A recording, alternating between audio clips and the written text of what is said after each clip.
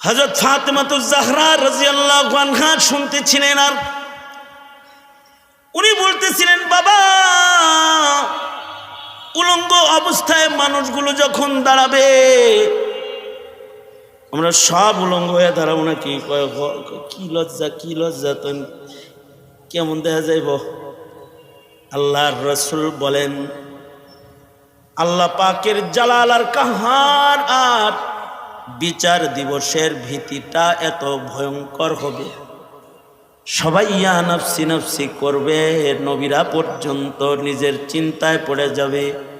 মুসা নবী কিপ্তি মারার টেনশনে পড়ে যাবে, ইব্রাহিম বাবা ইন্নি সাকিমের টেনশনে পড়ে যাবে, বাবা আদম গন্ধম খাওয়ার টেনশনে পড়ে যাবে, সব নবীরা পর্যন্ত টেনশনে ইয়া নাফসি নাফসি করবে।